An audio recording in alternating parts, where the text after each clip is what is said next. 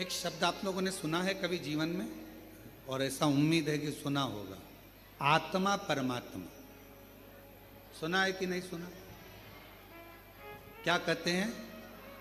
जम के बोलो जरा, आत्मा परमात्मा।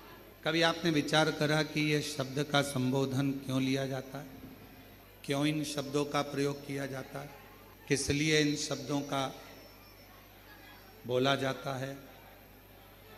ये आत्मा और परमात्मा, फिर से बोलो एक बार, परमात्मा, ये दो शब्द हैं। शिव महापुराण की कथा कहती है आत्मा परमात्मा दो शब्द, और दोनों को समझें, दोनों को समझें। तुम्हारे शरीर में अगर दुख होगा, तुम्हारे शरीर में अगर कष्ट होगा, तुम्हारी पत्नी, तुम्हारा पति, तुम्हारा परिवार, ये सब तुम्हारे दुख को देख लेंगे, समझ लेंगे। जम के बोलो, शरीर में अगर दुख है तो परिवार वाले भी देखेंगे, पत्नी भी देखेगी, पति भी देखेगा, सब सब। ये शरीर का दुख। और अगर तुम्हारी आत्मा में अगर दुख होगा तो पत्नी देखेगी, पति देखेगा, परिवार देखेगा नहीं। आत्मा में अगर दुख है तो वो केवल एक परमात्मा ही देख पाता है। दूसरे दिन की कथा में गुप्ता जी दूसरे दिन की कथा में एक बात कही थी, हमने वर्णन किया था दूसरे दिन की कथा में कि ऊपर तुम्हारा नाम नहीं पहचाना जाता। आज माता जी नहीं आई हैं तो उनकी उपस्थिति आप दर्ज कर रहे हैं, उसके लिए साधुता है।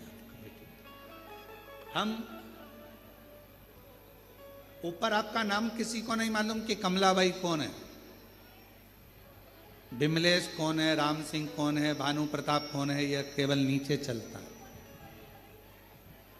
ये केवल नीचे चलता है। ऊपर फिर वही बात आ गई, शरीर का रोग, तकलीफ, बीमारी, दुख, ये सब पत्नी, पति, परिवार वाले देख लेंगे, जान लेंगे, समझ लेंगे। पर आत्मा, मेरे बाबा, ऊपर तुम्हारा नाम नहीं चलता, ऊपर तुम्हारे नाम से कोई मतलब नहीं रहता। ऊपर तो केवल तुम्हारी आत्मा और उस परमात्मा का क्रम चलता है जो आपके भीतर की बातों को समझ, आत्मा परमात्मा।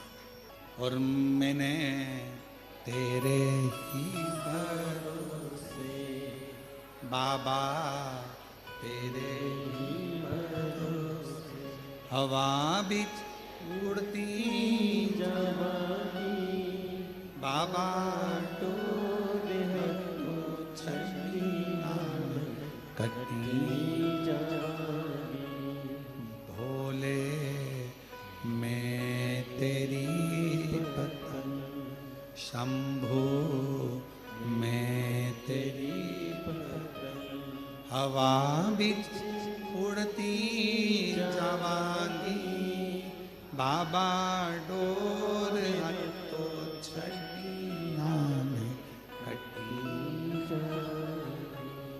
ऊपर तुम्हारा नाम नहीं चलेगा, ये आत्मा का दर्द परमात्मा समझता।